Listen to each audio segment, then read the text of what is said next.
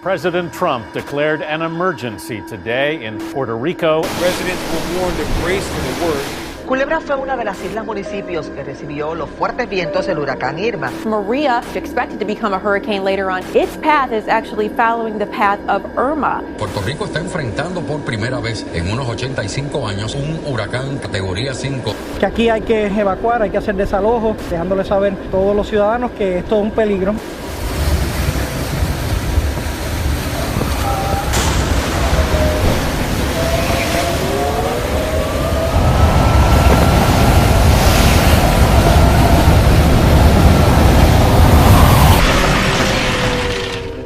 Are no lights.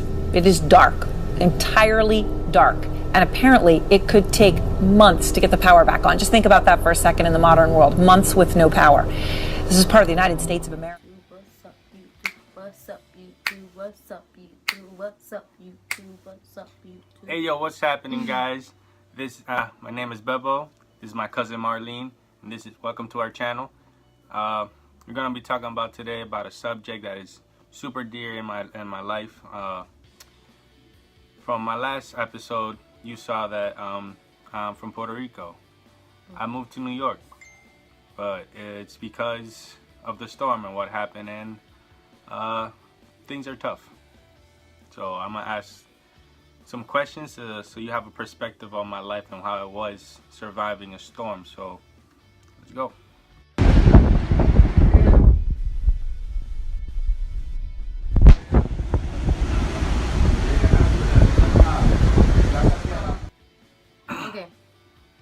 How is it being raised in Puerto Rico?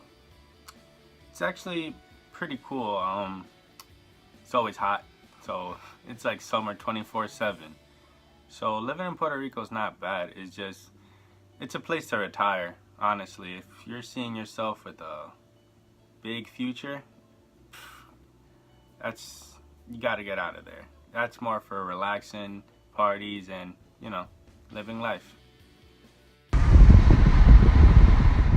Best prepare for Maria. Funny thing is, before Maria there was actually a storm called Irma. Irma, we had like a week in advance that we knew what was gonna happen, so we prepared ourselves and nothing really much happened. Yet Maria came and we knew nothing about it. Funny thing, she was leaving Puerto Rico 2 days before Maria happened. And we just found out that day, and how is the funniest thing. So my girlfriend sent me a message on Facebook, and she was like, yo, what is this? And I looked at it, and it said, Hurricane Maria coming, expected to be the strongest hurricane of all time in Puerto Rico. So we didn't know, a lot of people didn't know, and it was too late to get prepared. So whatever we had from Irma, that's what we used to survive during Maria. So it wasn't a lot of resources.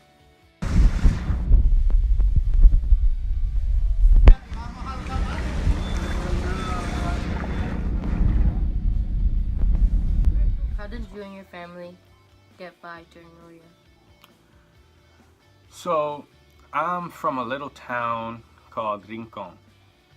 We moved to Aguadilla, which is 2 towns away from where I live. So we were in a safer location.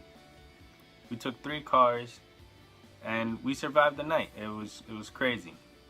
We got stuck in that house for like 3 days, decided to come back.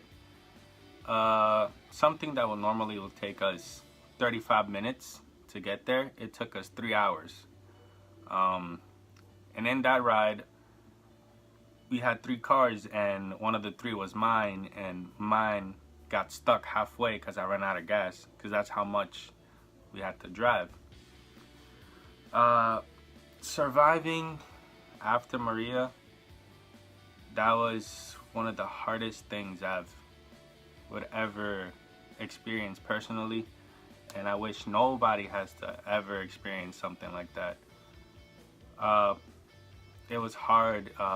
People were dying. People were killing each other for food and water, gas. People were stealing, robbing gas. Literally, I had to do a line for gasoline for like 3 to 4 days. to put it in my truck, which was just honestly $10 max.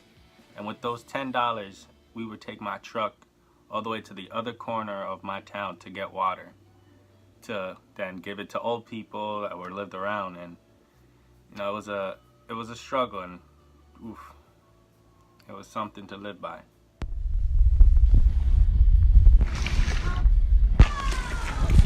What is the current state of your family in Puerto Rico? Oh, well, I did move to New York. It was a thought that I had from before even the storm, but I moved because the situation was rough. But before I moved here, I fixed my grandfather's situation and his living style. I was not leaving the island without leaving my grandfather being stable enough to support himself after the storm. But everybody else, they're doing good. My mom, they got power, they got water now. My sister lives with my mother. My father, he's doing well. Not till recently, my grandfather just got power from the town. So yeah, and the power, that was another struggle. We had to use a generator, and it was literally costing us like $200 a week just to keep it running just at night. So yeah, that was that. Next one. How did the whole experience affect you living there? Well, how did it affect me? Well, in a lot of ways. Again, I have a girlfriend and she lives in New York. And I lived in Puerto Rico, so it's a long distance relationship, and this person has been my friend, my best friend for all my life. So for almost the past 10 years, we've been texting each other nonstop, calling each other nonstop every single day, FaceTimes, you know it. So just by that point, you see how it affects. So when the hurricane happened, we lost everything. So I couldn't communicate with her on the phone, no single way possible. So there was no text, there was no internet, there was no phone calls, there was nothing. So it affected me hard, because when you're used to talking to a person every single day, it was tough. So I went on a whole month and a half without her even knowing if I was alive or not. And when I got to talk to her, it was a month and a half after, and it was because some person was kind enough to lend me their house phone. Like, we're in 2018. I didn't remember what a house phone was. I haven't seen a cord on a phone in a long time. So that was the only way I got to talk to her after a month and a half. So it affected very much in my relationship, and living wise, it gives you it shows you that life is beyond everything that you believe. I lived a normal life. I went to work, I worked out, and I talked to my girlfriend, live, eat, shower, and everything. And that brought a bigger perspective in life, because when you're used to having something like a plate of food every day, a glass of water, you don't really think about it, because you know you're not supposed to lose those things. But when that hit, we had no food, we had no water, no communication. People didn't even know if we were alive, because at one point in the news over here in the US, it showed that my town disappeared from the face of the earth.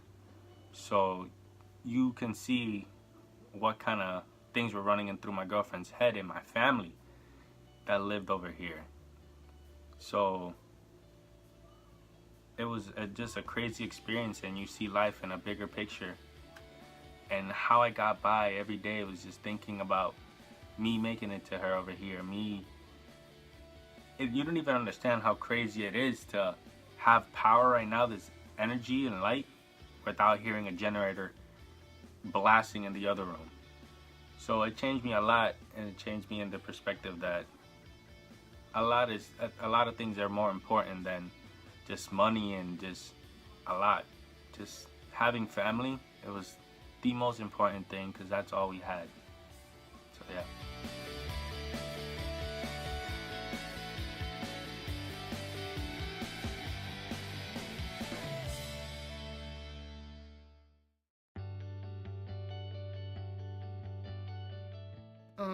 Okay. Excuse me. What do you like about living in New York? What I like about living in New York, honestly, I don't know. I just got here, so I barely know how to get around. Honestly, I just know how to get to McDonald's and CVS. But yeah, the fact that a lot of the family that I get along the most live here, and the person that I love the most lives here too, so not you. But the person I love the most and runs deep inside my heart lives here. And I want to explain a couple of things before I end this video. Is that a lot of things that I went through in Puerto Rico was crazy in that storm. And every day I could have died every single one of the days. People were dying from poison, from the water being damaged. People were getting killed. Trees almost fell on us. Even cops pulled out guns on us. One of the things, if I went on everything that happened, it'll be a 3-hour video. But even that, with my relationship, just trying to talk to her, I would be taking 2 or 3 hour drives to make a 5-minute phone call, because that's as much as you had from people's house phones. So, and if I have to say something to the people in Puerto Rico, it's just keep on going, and Puerto Rico se levanta. And yeah, peace.